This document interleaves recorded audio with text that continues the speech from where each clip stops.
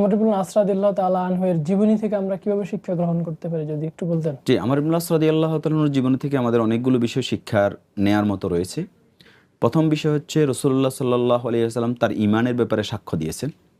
তো একজন ব্যক্তি যে ইসলামের বিপক্ষে অবস্থান নেওয়া সত্ত্বেও এক পর্যায়ে যখন তিনি নিজেকে রিয়েলাইজ করার পর্যালোচনা করে শেষ পর্যন্ত ইসলাম গ্রহণ করেন এবং খাঁটি ঈমানদারে পরিণত হন। তো এই জন্য ঈমান আনার ক্ষেত্রে আমাদের সত্যিকার অর্থে ঈমান আনা উচিত এবং ঈমানের উপর অটল থাকার জন্য চেষ্টা করা উচিত। এটা হচ্ছে আমর ইবনে আস রাদিয়াল্লাহু তাআলার জীবন থেকে সবচেয়ে বড় শিক্ষা। দ্বিতীয় যে বিষয়টা হচ্ছে রাসূলুল্লাহ সাল্লাল্লাহু আলাইহি সাল্লামের প্রতি ঈমান আনার পর থেকে রাসূলুল্লাহ সাল্লাল্লাহু আলাইহি ওয়াসাল্লাম তাকে যখন যে দায়িত্ব দিয়েছেন, আবু বকর রাদিয়াল্লাহু তাআলা দায়িত্ব দিয়েছেন, ওমর ইবনুল খাত্তাব রাদিয়াল্লাহু তাআলা আনহু তাকে দায়িত্ব দিয়েছেন। প্রত্যেকটা দায়িত্ব তিনি সুচারুরূপে তার শেষ জীবন পর্যন্ত পালন করেছেন এবং এই রাষ্ট্রীয় দায়িত্ব পালনের ক্ষেত্রে অবনত মস্তকে মেনে নিয়ে সততার সাথে দায়িত্ব পালন করা, এই বিষয়টা আমরা শিক্ষা গ্রহণ করতে পারি।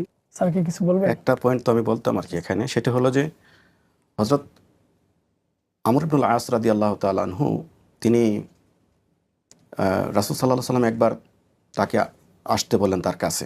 তিনি খুব দ্রুত সজ্জিত হয়ে, পোশাকে সজ্জিত হয়ে তিনি আসলেন। তিনি টের পেয়েছিলেন হয়তো কোনো যুদ্ধের জন্য আমাকে আহ্বান করেছেন, আমাকে পাঠাবেন।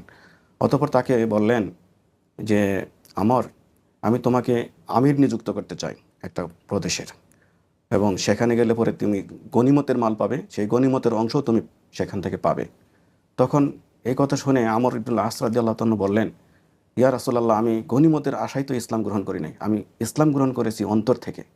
তো এইরকম যে তিনি অনেক দানশীল ছিলেন এবং তিনি অনেক দয়ালু ছিলেন, দুনিয়া বিমুখতা এবং তাকে প্রশ্রয় তার মধ্যে ছিল না।